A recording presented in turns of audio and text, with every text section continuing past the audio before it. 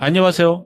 영원한 차주국방 대한민국, 정확한 국방 소식 전해드리는 국방탐구생활입니다. 구독과 알림 설정 진심으로 감사합니다. 대한민국은 그동안 수많은 고난을 이어왔습니다. 지금에서야 회상해보자면 한국의 군사기술 개발은 말 그대로 도전의 연속이었고 난관을 헤쳐나가야 하는 가시밭길의 연속이었습니다. 기반시설도 기술 개발을 위한 고급 인력도 터무니없이 부족했지만 대한민국은 황무지에서부터 하늘식 군사무기 이론을 정립하고 기술을 검증해나가며 지금 이 자리까지 올라왔습니다. 어느덧 대한민국은 우리의 자랑스러운 성과물인 KF-21 전투기 실전 배치용 기체 조립을 시작하게 되었으며 다양한 국산 무기를 판매하며 군사무기 기술 강국으로 발돋움했습니다. 대한민국이 강대국이라는 것을 증명하는 방법은 바로 독자무기 기술력의 보유입니다. 세계 국가들 사이에서는 군사력이 얼마나 상승했는지를 확인하는 지표로 그 국가가 보유하고 있는 차세대 스텔스 무기들의 수량과 그 성능을 가장 우선시하여 측정합니다. 물론 병력의 숫자도 어느 정도 중요하지만 2024년 현재 현대전에서는 과거와 다르게 차세대 무기체계로 전략과 전술의 중요성이 더욱 높아졌습니다. 그렇기 때문에 독자적인 차세대 신무기 개발만이 대한민국의 군사력을 높여주는 핵심 요소가 될 수밖에 없습니다. 또한 차세대 스텔스 신무기의 성능은 독자적으로 무기를 개발한 경험이 많은 군사 당국일수록 더욱 극명하게 나타납니다. 대한민국의 독자 기술력이 집약된 무기체계가 바로 KF-21 전투기입니다.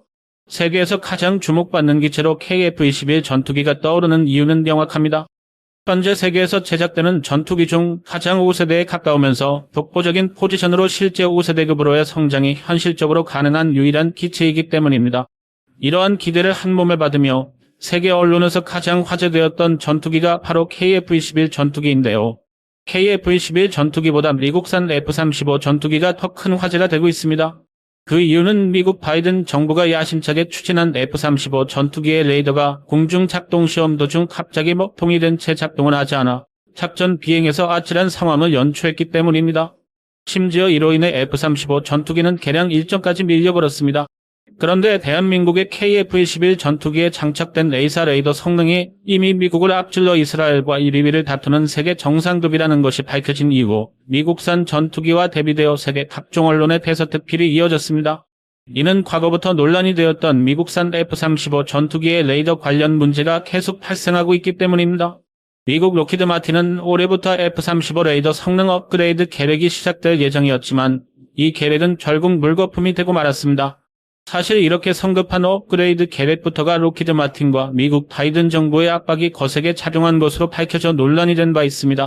제대로 검증조차 되지 않은 레이더를 F-35 전투기에 교체하려 하자 F-35 도입국들에서는 즉각적으로 반대 여론이 불길처럼 드세게 일어났습니다. 이번 레이더 성능 개량은 대한민국을 포함해 전 세계 F-35 전투기 도입국들이라면 빠짐없이 전부 실시해야만 했습니다. 사실 이러한 미국의 압박으로 인해 대한민국은 더 이상 F-35 전투기를 추가적으로 도입하는 것이 아닌 KF-21 전투기를 생산해야만 하는 가장 핵심적인 이유가 되었습니다. 실제로 한국의 레이더 성능은 놀라운 수준의 반열에 들어섰습니다. 이뿐만이 아닙니다. 대한민국의 스텔스 기술 역시 획기적인 향상을 거듭하고 있습니다. 차근차근 성공가도를 달리던 4.5세대급 대한민국 전투기가 스텔스기로의 비약적인 성장을 예고했습니다. 여전히 한국이 스텔스기를 제작할 수 있다는 것에 대해 많은 국가들은 전혀 믿지 않는 눈치입니다. 하지만 대한민국이 이번에 새롭게 발표한 스텔스 기술과 그 개량권은 세계를 충격에 빠지게 했습니다. 그런데 여전히 미국은 F-35 전투기 성능 개량을 하지 않을 경우에는 향후 성능 개량에도 불이익이 따를 것으로 알려졌습니다. 이처럼 미국 방산업계에 고질적으로 이어져온 갑질이 이어지는 와중 한국 공군 측은 최근 F-35가 마지막 미국산 전투기가 될 것이라는 뉘앙스를 보여 화제가 되었습니다. 과거 미국의 바이든 정부는 한국이 계속해서 미국산 무기에 종속되길 원했는데요. 한국의 입장이 아닌 미국의 입장에서 본다면 아이러니하게도 대한민국의 무기 개발은 실패해야만 했습니다. 특히 바이든 정부 측은 군사무기 기술 분야에 관해서 한국이 실패를 맛보길 원해왔지만 그들의 간절한 바람과는 다르게 한국은 모든 기술 분야에서 당당하게 기술적인 발전을 이뤄냈습니다. 이러한 결과를 증명이라도 하듯 오늘날 한국의 무기 국산화 지표는 근 1년간 8.5%나 상승하여 국산화율 80%까지 기록했는데요. 최근 우리나라 국제방산전시회에서 공개된 한국 항공우주 산업의 일정표는 많은 사람을 상기시키는 사건이 되었습니다. 하이칩은 이번 국제방산전시회에서 KF-21 개량을 거듭해나가 함재기와 전자전기 등 완벽한 주력 전투기로 사용할 계획을 밝혔습니다. 더불어 2027년까지는 KF-21 전투기의 완전한 스텔스기 버전인 블록2를 개발하겠다고 언급한 상태입니다. 블록2 단계에서 KF-21 전투기는 정밀 유도폭탄과 국산 천룡 미사일을 운영할 예정으로 알려졌습니다. KF-21 보라매의 파생형인 함재 전투기와 전자전기까지 이 모든 것을 7년 안에 개발하겠다는 포부를 밝혔습니다. 사실상 이러한 내용을 공식석상에서 발표했다는 것은 더 이상 외산 전투기 도입을 하지 않겠다는 선언과 다를 바 없으며 이에 더해 시장 경쟁력까지 키워 해외 수출을 하는 두 마리 토끼를 다 잡겠다는 의도로 보입니다.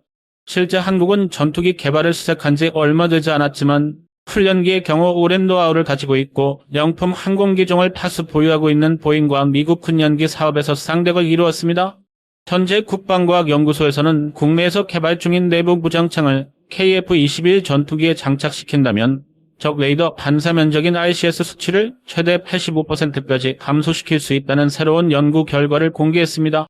이에 중국과 일본에서는 큰 충격에 빠지게 되어 대한민국의 무장체계에 관해 대서특필한 바 있습니다. 그도 그럴 것이 위와 같은 수준의 RCS 수치를 대한민국의 KF-21 보라매가 달성하게 된다면 일본과 중국이 현재 개발 중인 PLA 형태의 레이더론이 한국의 KF-21 전투기를 포착하는 것이 불가능할 정도의 계산이 나온 것이 지정학적 항해 영공 시뮬레이션 결과로 나온 것입니다. 이는 미국산 F-35 전투기와 비슷하거나 혹은 더 뛰어난 5세대급 스텔스 능력을 보유하게 될 것으로 예상됩니다. 대한민국은 스텔스 성능에 대한 열망이 과거부터 굉장히 대단했습니다. 한국의 스텔스 성능은 새로운 개량을 지속적으로 거듭해나가고 있습니다. 한국의 스텔스 기술은 세계 군사 선진국에게 주목받는 기술입니다. 러시아, 중국 등의 나라는 본인들도 5세대 스텔스기를 만들었다고 주장했지만 공산국가 특성상 실제 성능을 확인할 수 없었고 우크라이나 전쟁 이후 성능 논란에 휩싸여 이도 저도 아닌 물건이 되었습니다. 결국 스텔스 성능을 만들 수 있는 나라는 극히 소수라는 뜻인데요. 그럼에도 많은 나라들이 한 세대를 건너뛰고 너도나도 6세대 전투기에 도전하고 있습니다. 하지만 과학기술이라는 영역에서 이게 가능하기는 정말 힘든데요. 대한민국은 수많은 국가가 6세대 전투기에 도전하는 현재 방산시장에서 4세대, 5세대부터 차근차근 도전하고 있습니다. 그 과정에서 스텔스 성능을 확보하고 기본적인 5세대, 6세대 중 미래 첨단 기술들을 하나씩 확보해나가고 있죠. 사실 대한민국의 스텔스 기술 개발은 오래전부터 시작되었습니다. 국방과학연구소는 노르페인트를 비롯한 민간 기업과 협력해 1999년부터 스텔스 기술 개발을 시작했는데요. 개발을 진행하여 2008년 비로소 스텔스 성능 실험을 통과 결국 스텔스 기술 국산화에 성공했습니다. 당시 국산화했던 기술은 대한민국 5세대 전투기 개발을 가능하게 만들었습니다. 특히 한국형 KF-21 보라매에 탑재되는 스텔스는 전파 흡수 기능을 갖추었으며 이 덕분에 피탐 지율 자체가 크게 줄었습니다. 하지만 아직 KF-21 전투기를 완벽한 스텔스기라고 표현하기에는 다소 부족한 부분이 있는 것은 사실인데요. 왜냐하면 이제 4.5세대급인 KF-21 블록1 전투기만 제작되었기 때문이죠. 블록1의 경우 무장체계를 주요하게 다루어 제작하였기 때문에 5세대라고 부르기엔 무리가 있습니다. 세계적인 5세대급 전투기인 F-35 전투기와 비교해보아도 스텔스 성능은 아쉽죠. 하지만 이 말이 KF-21 전투기의 스텔스 성능이 질적으로 떨어진다는 뜻은 아닌데요. 세계 최강이라고 손꼽히는 스텔스기인 F-21에 터나 F-35 전투기에 비해 스텔스 성능이 다소 부족하다는 것이지 주요 군사당국이라고 불리는 국가들이 사용하는 전투기들과 비교하면 뛰어난 스텔스기로 평가받습니다. 실제로 한국이 개발하는 스텔스 소재는 미국 로키드 마틴에서도 협력을 요청할 만큼 놀라운 성능을 자랑합니다. 다만 아직까지 한국이 개발한 소재를 전투기에 완전히 적용시키지 못한 상태입니다. 이는 향후 블록2에 적용시키기 위해 꾸준히 개발 중이며 결국 KF-21 전투기는 고성능 전투기로 성장할 것이라고 미국과 한국의 군사 전문가들은 전망하고 있습니다. 그 이유는 다양한데 그중 가장 중요한 것은 한국의 빠른 전투기 개발 속도였습니다. 제작 경험이 풍부한 미국마저도 시제기 비행이고 5년에서 8년의 시험 비행 기간을 거쳐 양산하는 것이 일반적이지만 한국은 특유의 빠르고 정확한 DNA로 인해 세계에서 유례없는 속도로 전투기 개발이 진행되고 있습니다. 반대로 미국산 무기 수입률은 전체 비중의 6%나 감소하여 사상 최저치를 기록하였습니다. 이것은 더 이상 미국산 무기를 수입하는 것이 아니라도 충분히 대체할 수 있는 한국산 무기가 육해공 모든 분야에서 빠르게 발전하고 있다는 것을 뜻합니다. 현재 미국의 로키드 마틴은 한국의 군용항공기 산업체계가 당초 예상보다도 훨씬 빠른 속도로 성장하고 있다는 것을 결국 인정했으며 KF-21 전투기에 들어가는 A사 레이더는 물론 형전 장비가 유럽연합과 영국 언론에서 각광받고 있는 상황입니다. 미국의 로키드 마틴마저 한국 레이더 기술력을 확인한 후 위기감을 느끼며 감탄을 금치 못했습니다. 현재 국방과학연구소 하나시스템이 호흡을 맞춰 KF-21 전투기의 A사 레이더 성능 개량을 진행하고 있는데요. 이번에 진행되는 차세대 A사 레이더 개량이 완료된다면 지러갈륨 단자를 무려 3,200개 이상 확보함으로써 기존에 개발되었던 A사 레이더 성능 대비 160% 이상의 성능 향상을 기대할 수 있다는 것이 바로 하나시스템의 입장입니다.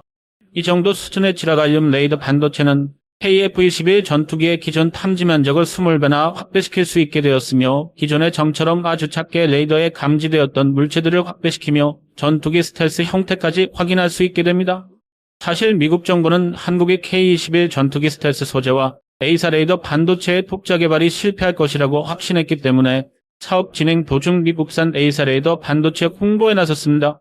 이는 만약 KF-21 전투기 계획이 실패하여 전투기 전력 공백이 생길 경우 미국산 전투기는 물론 값비싼 항전 장비들을 한국에 더욱 많이 판매할 수 있기 때문이죠. 그러나 결과론적으로 미국 방위산업과 바이든 정부는 이 계획에 철저히 실패하였습니다. 현존 최고 성능의 대한민국 KF-21 보라매의 항전 장비를 포함해 A사 레이더의 지러갈륨 반도체까지 국산화에 성공한 대한민국은 우리 군에서 운영 중인 각종 전술 자산들과 새로 도입하고 있는 전투체계들을 K링크로 통합하여 KF-21 전투기부터 스텔스 전투함까지 국산 소프트웨어로 모두 통합하는 작업을 진행하고 있습니다. 또한 과거에 개발되었던 1,500개의 9세대 갈림 비소를 사용한 미국산 전투기 F-35 전투기의 레이더 성능까지 KF-21 전투기에 장착하는 A사 레이더가 가볍게 추월할 것으로 예상되고 있습니다. 건너들 정찰포드와 국산 PLC의 YR-포드로 광학 정찰 임무를 수행하고 엘리트 장비인 레이더의 300회로 전자정보를 수집할 수도 있는데요. 날개에 달린 각종 탐지 자산과 포드 등으로 제공 임무를 수행하는 TF-16과 구분할 수 있습니다. 그러니까 KF-21 역시 독자형을 이용해 지원 임무에 적합한 파생형을 생산할 수 있다는 것이죠. 정찰포드와 국산 TLC와 IR-포드로 광학 정찰 임무를 수행하고 엘리트 장비인 PU-3000으로 전자정보를 수집할 수도 있습니다. 날개에 달린 각종 탐지 자산과 포드 등으로 제공 임무를 수행하는 KF-16과 구분할 수 있습니다. 이는 KF-21 역시 독자형으로 지원 임무에 적합한 파생형을 생산하는 것이 충분합니다. 하지만 KF-21 전투기가 F-35처럼 완벽한 스텔스 전투기를 갖추지 못했기에 다소 아쉽다는 평가도 있습니다. 바로 내부 무장창 문제였습니다. 하지만 내부 무장창에 대한 연구가 멈춘 것이 아니었습니다. 한국항공우주산업은 이미 블록2 형태의 5세대 스텔스기에 중점을 두고 있으며 블록3까지 확정지었습니다. 알루미늄 형태의 소재로 개발된 한국형 내부 무장창은 초당 25피트 이상의 발사속도를 개발 목표로 삼고 있으며 외부 압력에서는 무려 40G까지 견디도록 설계되었습니다. 무장을 발사하고 다시 무장창을 닫는 데는 불과 약 3초가량이 소모됩니다. 해당 발사대는 기존의 내장형 무장 격실을 가지고 있을 때 수직 발사 방식에 비해 훨씬 더 빨리 그리고 더 안정성 있게 발사할 수 있다는 장점을 지니고 있는데요. 외부 무장을 통한 RCS 진도를 최대한 억제하기 위해 동체 내부에 무장을 탑재한 후 동체 하부면을 대부분 차지하는 한 개의 주 무장창을 포함해 동체 측면 하부 날개 바로 아래에 비스듬하게 열리는 측면 무장이 좌우 각각 한 개씩 통 2개 탑재하여 국산 미사일을 적재하는 방식입니다. 스텔스 요소에서 가장 중요한 내립형 스텔스 무장창 개발 분야에서는 대한민국 최첨단 제조업 능력의 진정한 잠재력을 제대로 보여주고 있습니다. 본격적인 스텔스 공대공 작전을 염두에 둔 KF-21의 성능을 좌지우지할 궁극의 장비로 불리고 있습니다. 그렇기 때문에 KF-21 전투기는 최초부터 완벽한 매립형 미사일 런처가 아닌 반매립형 방식으로 시작하여 차분차분 진화 과정을 거치고 있는 것입니다. 한국형 반매립 무장창은 전통적인 방식의 미사일 런처로 불리고 있으며 기존 조종성 및 콕핏과 연결된 파일럿에 달린 레일 방식의 런처의 경우 KF-21 전투기의 낙원 방향대로 정확히 발사되어야 하는 기술력을 보유하는 것이 관건입니다. 매립형 무장창과 연결된 기체에서 미사일이 분리된 다음 다시 점화할 때가 미사일이 가장 불안해지는 시기입니다. 미사일과 기체의 결속구만 풀어지는 것만으로는 스텔스 매립형 무장창이 형성될 수 없죠. 결속 제거와 동시에 강력한 유압을 이용해 제트 기류를 통해 미사일을 전달하고 발사되는 미사일을 힘껏 밀어내주는 힘을 갖추는 것이 바로 스텔스 무장창 기술력의 핵심입니다. 대한민국은 비로소 5세대 전투기 이상으로 진화할 발판을 단단히 마련한 것입니다. 그런데 한국이 스스로 기술 성장을 해나가자 일본의 팔짝 버튼을 제대로 눌렀습니다. 일본은 과거부터 한국의 전투기 발전 속도를 운운하며 기술력이 비춰진다고 비웃어댔습니다.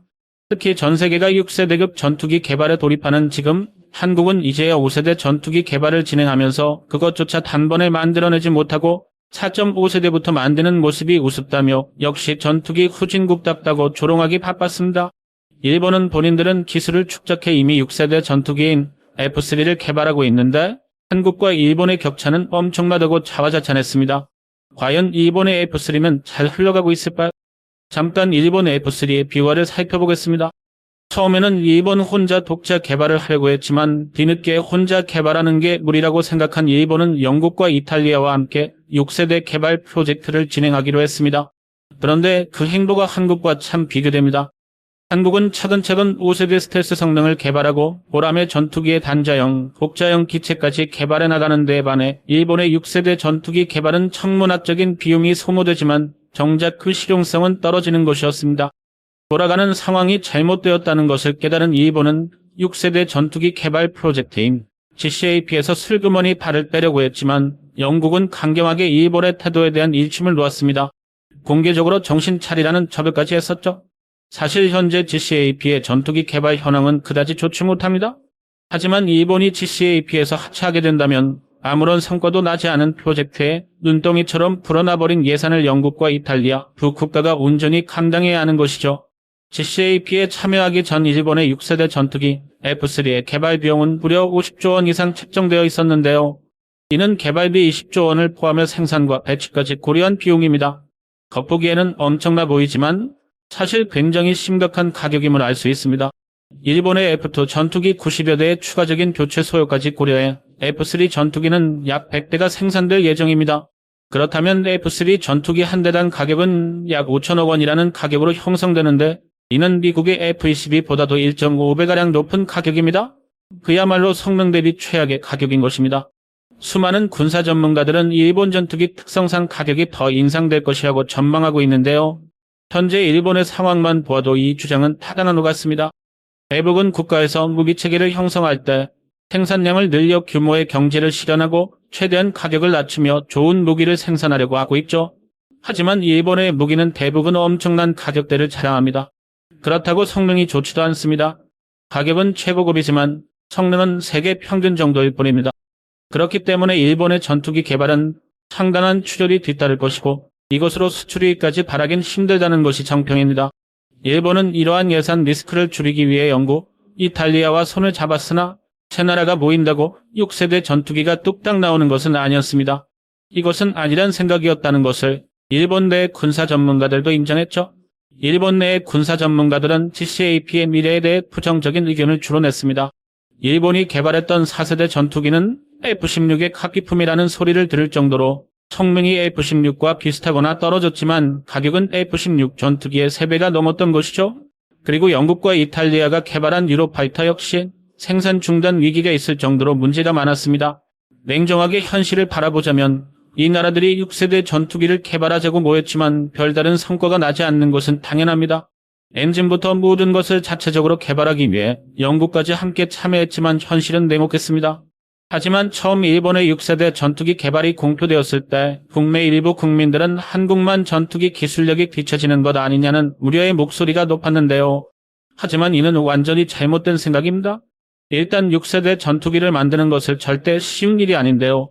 아직 개념 확립도 제대로 되지 않은 6세대 전투기는 개발 기간 내에 제대로 만들어낼 수 있을지는 의문입니다. 심지어 6세대 전투기 개발을 위해 의기투합한 국가들은 제대로 된 5세대 전투기 개발도 못해본 국가들입니다. 현실적으로 현재 6세대 전투기 개발이 가능한 곳은 단지 미국 정도인 것이죠. 영국과 협력하여 최첨단 엔진을 탑재한 5세대 전투기를 만들더라도 일본 공군 내에서 운영하는 것조차 어려울 정도로 상상 이상의 천문학적인 비용이 소모될 것으로 예상됩니다. 일본의 입장에서는 6세대 전투기가 순조롭게 개발되면 좋겠지만 사실 일본 국내의 군사 전문가들조차도 일본의 6세대 전투기 개발에 대해 부정적인 입장을 취하고 있습니다.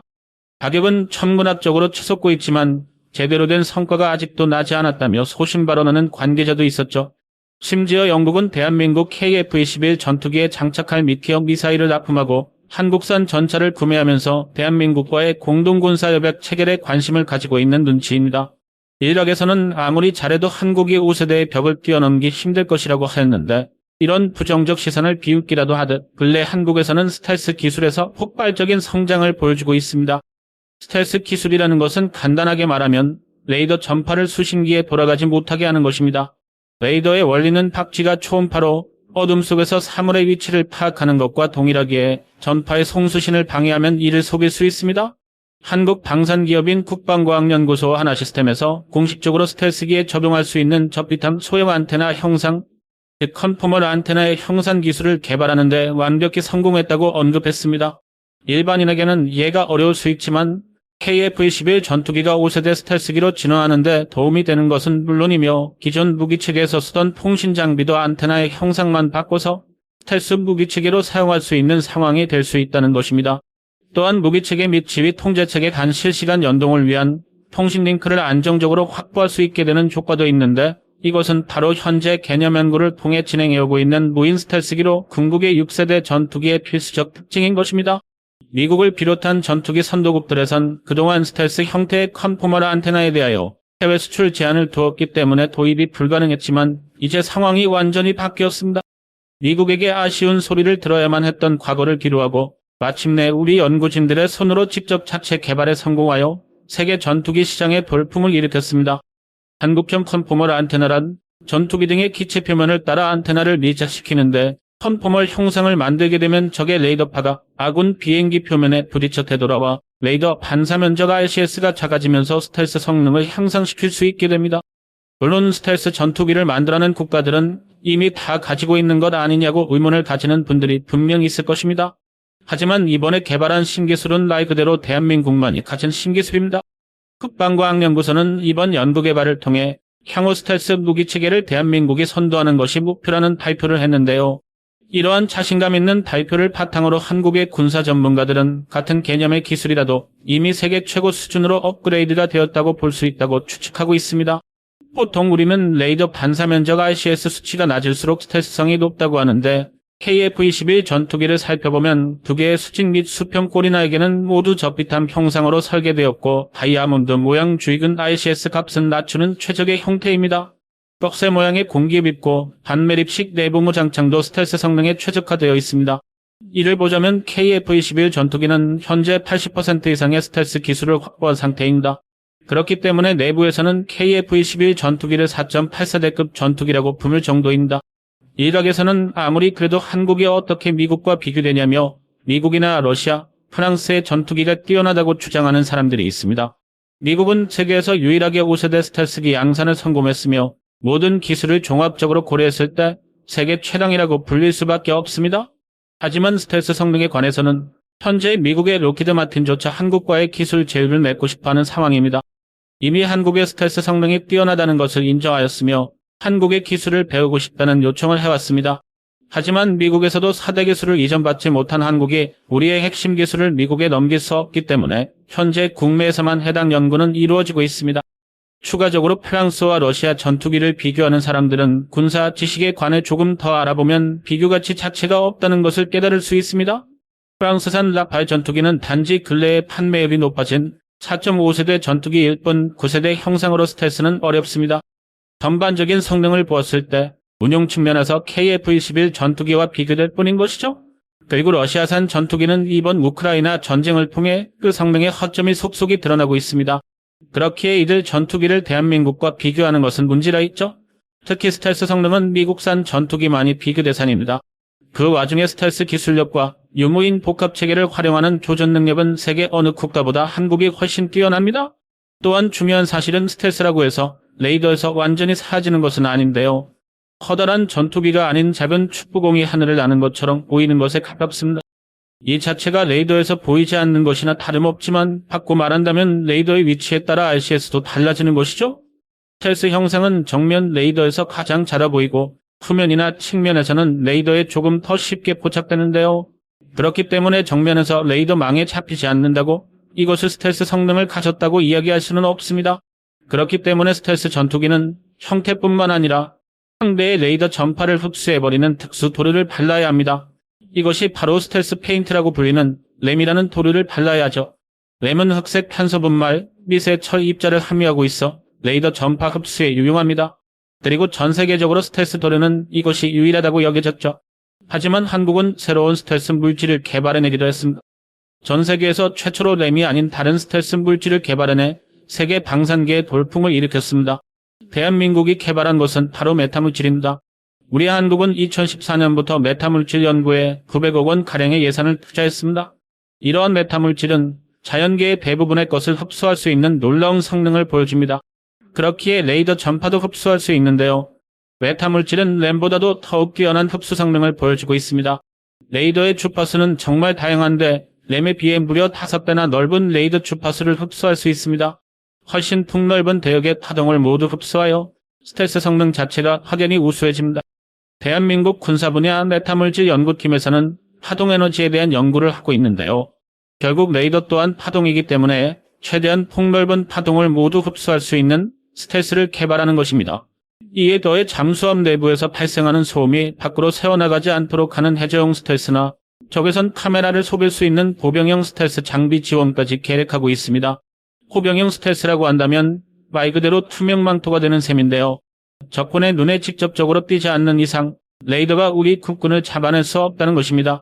과장을 하지 않아도 대한민국의 메타물질 기술은 유일무이한 세계 최고의 기술이죠. 관련 특허만 해도 국내에서 366건, 해외에서 167건을 취득했습니다. 그렇기 때문에 한국의 군사 관계자와 기술 과학자들은 대한민국이 KF-21 스텔스 성능을 이미 확보했다고 하고 있으며 한국 전투기가 5세대급이라고 이야기하는 것이죠. 한국이 확보한 것은 메타물질뿐이 아닙니다.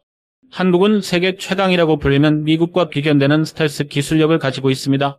특히 한국에서 자랑하는 것 중 하나가 다중분광 스텔스입니다. 기존 스텔스 기술의 중점은 적에게 탐지되지 않는 것이었죠. 아무리 스텔스 성능이 좋더라도 결국 적에게 위치가 노출된다면 방어가 어려워지는 게 사실이었는데요. 다중분광 스텔스는 적에게 탐지되지 않지만 적이 공격하지 못하게 유도 기능까지 차단해버리는 기술입니다. 기본적인 스텔스 기능은 물론 적 전투기가 공격을 시도하는 것까지 무산시킬 수 있다는 것인데요. 이 기술은 대한민국 첨단 기술력의 저력을 보여주는 대표적 기술입니다. 한국항공우주산업 따르면 KF-21 전투기를 2030년까지 5세대 스텔스 전투기로 업그레이드 시키는 것이 가장 급선무라고 밝힌 적이 있습니다. 그만큼 KF-21의 내부 무장창을 최우선으로 개발하고 있죠. 특히 5세대 스텔스 전투기의 핵심 요소로 레이더 반사 면적을 최소화시키는 RCS 감소 수치가 미래 전장에서의 생존성 확보를 위해 KF-21 전투기의 반사각 정밀 설계, 내리평 안테나와 평면, 봉체, 반매링, 무장창 등을 포함한 극한의 접빗한 형상 설계가 가장 중요한 요소로 평가받습니다. 그렇기에 KF-21 전투기의 캐노피 추입, 미익에는 RAM 설계가, 봉체 내부 턱투와 플랫에는 RAS 설계가 적용되었으며 레이더맨은 적 전투기로부터 날아오는 레이더 전파가 안테나에 반사되어 돌아가는 현상을 막기 위해 주파수 선택적 특과라는 한국이 독자적으로 개발한 스텔스 신기술까지 적용된 상태입니다. 하지만 대한민국은 스텔스 성능에 대한 과도한 투자도 경계하고 있습니다. 수많은 레이더들이 S밴드와 L밴드, X밴드로 통해 스텔스를 잡는 레이더들이 많은 열강들이 과거부터 만들어내고 있으며 스텔스는 언젠가 무너질 수 있다는 점을 주목해야 합니다. 스텔스를 위해서 많은 폭장을 해야 될 자리에 내부 무장창을 장착하여 기체 안으로 넣고 다른 기능을 추가할 수 있는 것도 스텔스 기능 때문에 희생하고 포기해서는 안 됩니다. 현대 전장에서 스텔스 자체가 무너지는 순간 그 전투기의 가성비는 굉장히 떨어지기 때문이죠. 대한민국이 이러한 기술 발전에 있어서 긍정적인 부분은 스텔스뿐만 아니라 레이더와 스텔스가 병행하여 개량되고 있다는 것입니다. 한국의 기술 성장은 생각보다 신뢰성 높게 발전하고 있으며 KF-21 전투기가 5세대급 이상으로 자리매김하기 위한 제반 기술은 차곡차곡 완성도 있게 준비되었습니다. 이제 우리에게 필요한 것은 시간입니다. 대한민국이 현재 선진 군사당국보다 더 강대한 안보를 자랑할 수 있는 날이 오기를 기대하겠습니다. 국방탐구 생활 시청해주셔서 감사합니다. 좋아요, 구독, 알림 설정 해두시면 매일 알찬 방산 정보 전해드리겠습니다. 시청자분들 좋은 하루 보내세요.